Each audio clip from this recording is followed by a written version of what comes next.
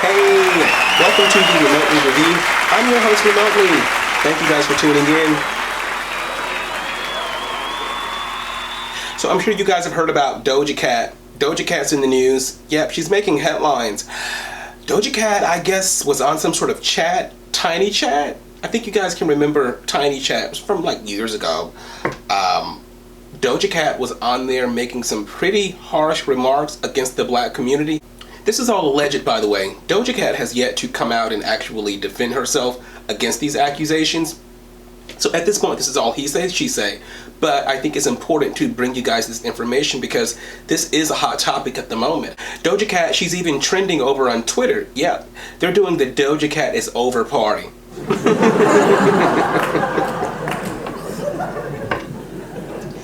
Yeah, the Doja Cat is over party is happening over on Twitter. It's live. Now listen, this is weeks after, well not even weeks, I guess what, a week after Doja Cat lands her first #1 spot on the Billboard charts.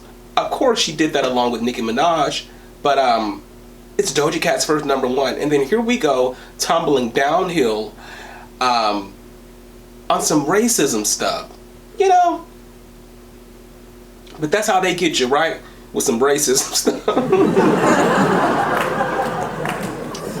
Lil' Kim said it best when she said, paparazzi's gonna get you one way or another. She said that in the Ray J song, Wait a Minute. Y'all know.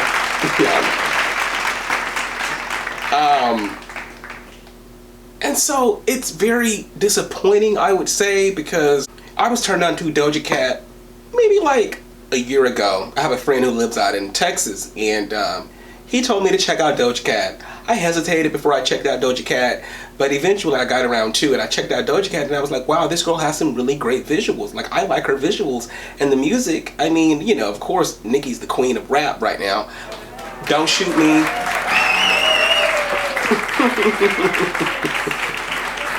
What? Nicki's the queen of rap right now. And so when I heard Doja Cat, I was like, okay, yeah, she's got something going on, but, you know, we're going to wait and see. And so here we are today, after a #1 hit, Doja Cat is caught on some racism stuff. You know, she's always talking about my N-word this or my N-word that. I'm not sure if a lot of people can recall, but Doja Cat had released a song called Didn't Do That or something like that. And this was news to me, but apparently that means, or it's in reference to police brutality against black people. That's what they're saying. Didn't do that. Or something. You know, that's the name of her song. This comes as news to some of us, but apparently the girl has been putting out anti-black music, anti-black material, anti-black rhetoric, whatever you want to call it, you know? Now look, like I said, I don't know if any of this is true. This is simply what the blogs are talking about, and I'm responsible for bringing you guys what's being talked about in the news, okay? Don't shoot me, Doja Cat, don't come for me, okay? We can talk about what happened. If you want to talk about it, let's chat, you know? Because I want you to win, Doja Cat, I really do. I think there's something there. I want Doja Cat to win, but we gotta find some way to kind of survive this blow, you know, and then kind of rebound with something, with some kind of legitimate response. We need an apology. Like, we need an excuse, Doja Cat. I'm sorry. We need an excuse. Okay. Now, I don't want to add fuel to the fire, but recently there were reports about Doja Cat not owning who her father is, or she says she didn't know him. She says she didn't know him. And then I guess, you know, your critics and, you know, your fans immediately pounced on that and discovered that she did indeed know who her father is. She does indeed have a relationship with him. Okay, he is indeed a black man.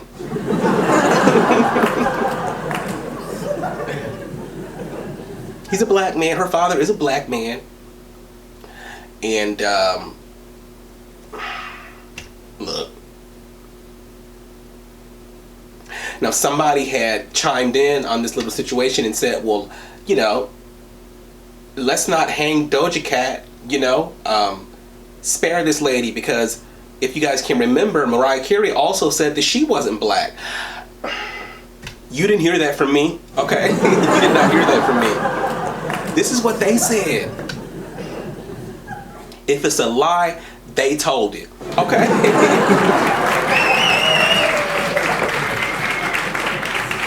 So, if we can forgive Mariah Carey, can we forgive Doja Cat?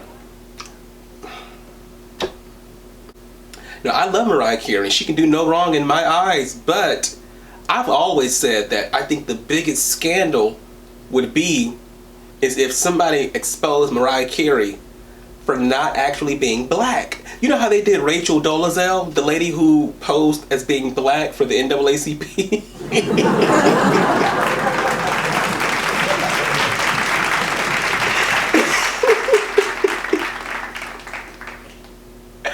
Rachel Dolezal, you guys remember Rachel Dolezal?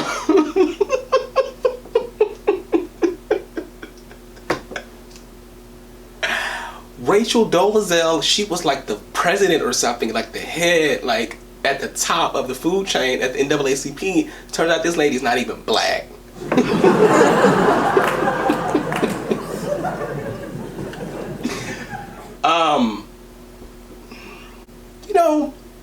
Wouldn't the shocker of the century, the shocker of a lifetime be, Mariah Carey exposed?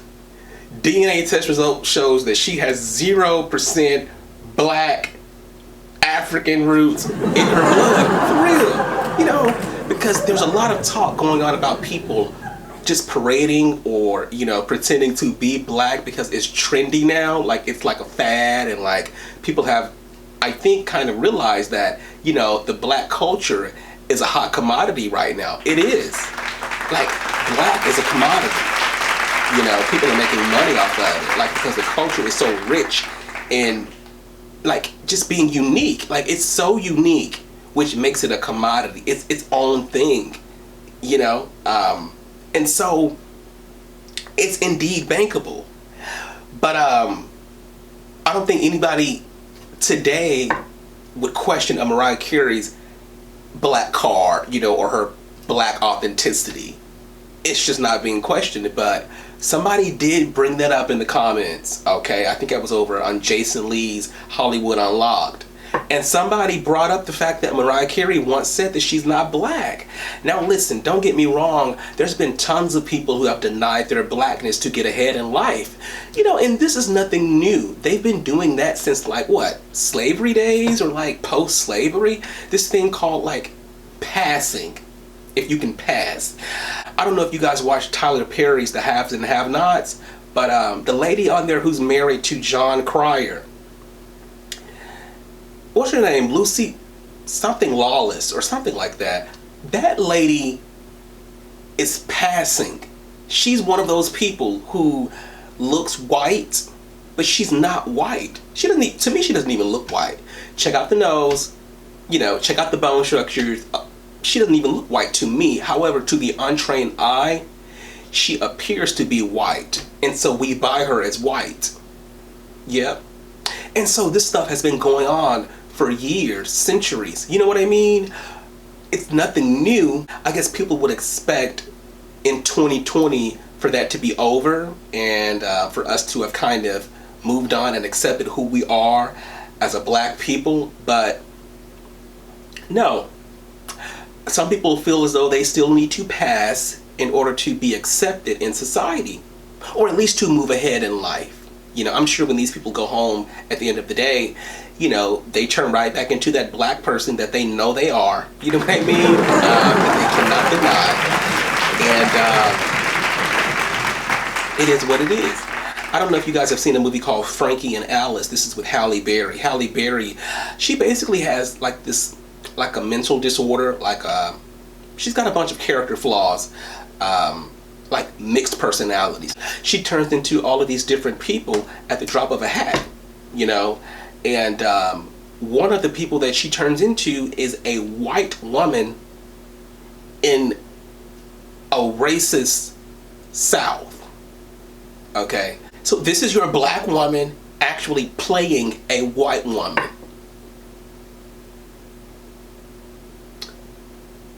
It worked. People bought it. You know what I mean? And so I guess the point I'm trying to make is that I guess if you're doing it for business purposes, I think that people can kind of look past it. But if you're doing it in the way that Doja Cat is being accused of doing it, then it turns into an issue. You know? And so, look, I don't know what's going to happen with Doja Cat's music. I don't know if she's completely canceled by the black community.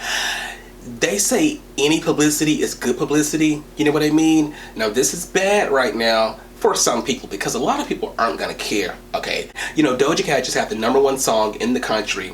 I'll tell you now, the person who turned me on to Doja Cat is not even black, okay? So she clearly has, like, a following in other communities. You know, her fan base is not limited to the black community.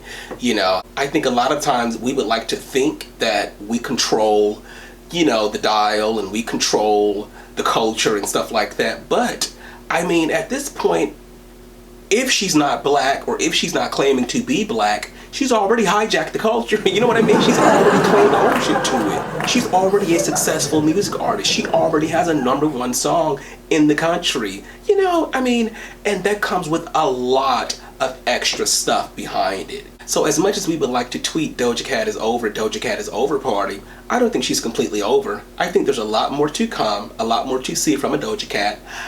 I'm excited to see how she's going to rebound from this. Yeah.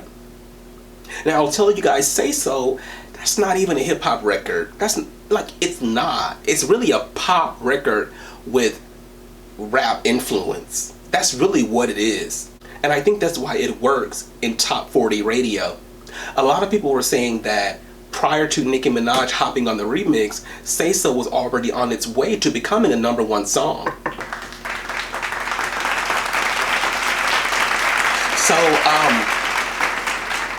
because it's just got that kind of sound to it. The song has that kind of sound. Maybe it's just me, but the song gives you that whole, there was a group, the Cardigans. There was a song called, I think it was called Love Me. It goes, love me, say that you love me, fool me, go on and fool me. You know that song? That's what that song sounds like to me. I think they may have sampled it, may have, you know, reworked some of the chords or whatever. It also sounds like a song by No Doubt. I can hear Gwen Stefani in there somewhere. Something, like there's some sort of Gwen Stefani No Doubt sound in there too. And so, you know, the song Say So was already in that lane. You know, it already had the formula to become #1 without Nicki Minaj. It did.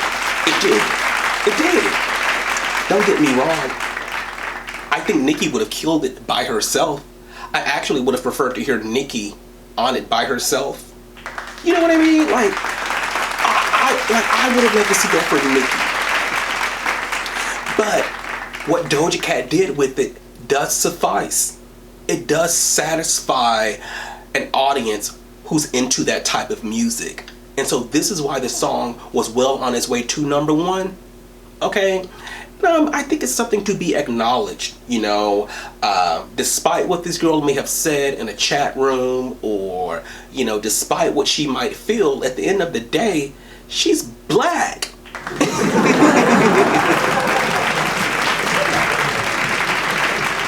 Look, you can sit back and hate being black all you want. I don't care who you are. At the end of the day, you are black. So, you know, it doesn't matter what she said. You know, it doesn't matter what she claims or what she owns. She's black. There's no way around it. There's no way, you know, like, she's black. And so, I think people who are kind of mature and not so sensitive are going to be able to look past this and say, you know what, she ain't the only one. There's a lot of people like her struggling with their identities, or, you know, have some self-hate in themselves or whatever. You know what I mean? This is what they say. This is what they say. This is what they try to put on it or whatever. But, you know, I'm just going to keep it real. You know, like Doja Cat, she's just one of those people with a look and a style and a sound that kind of transcends across these barriers that have been placed in front of your average black person. It's true. Don't be mad at me. It's just what our society has created. I didn't do it. Let's call a spade, be honest with ourselves, and say that whatever Doja Cat is projecting is simply what society has conditioned her to feel and believe. Blame it on society. You know?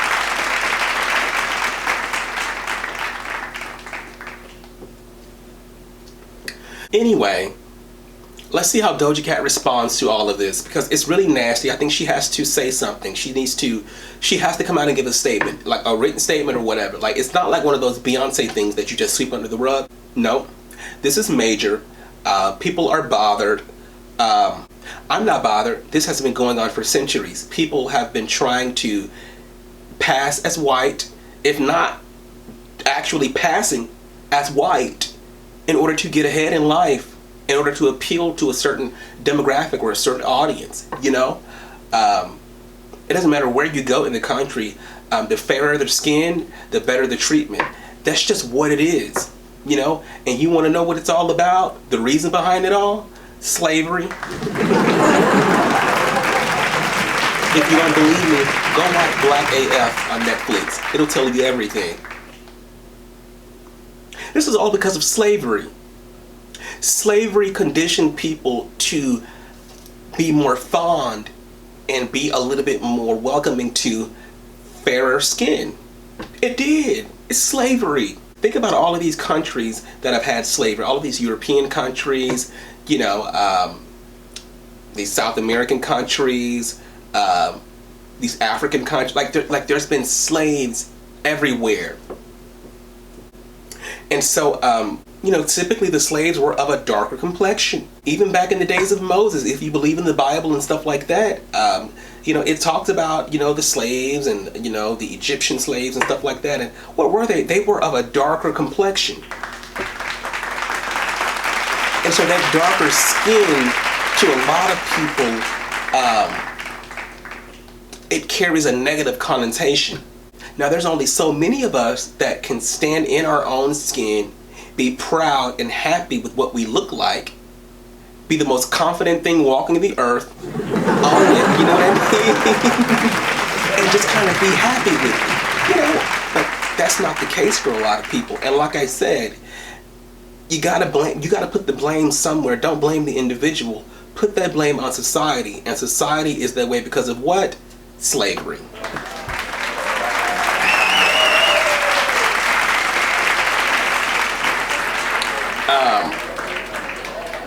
And so, look, Doja Cat, I was just getting into you, you know what I mean? I mean, I like you, but I was excited to see a little bit more, to see what's to come after this #1. Like I said, I've always loved your visuals. I've always loved, you know, the style and everything that you bring to the music game, but you gotta rebound from this one, okay? Like, let's see what's coming up. Let's see what's coming up.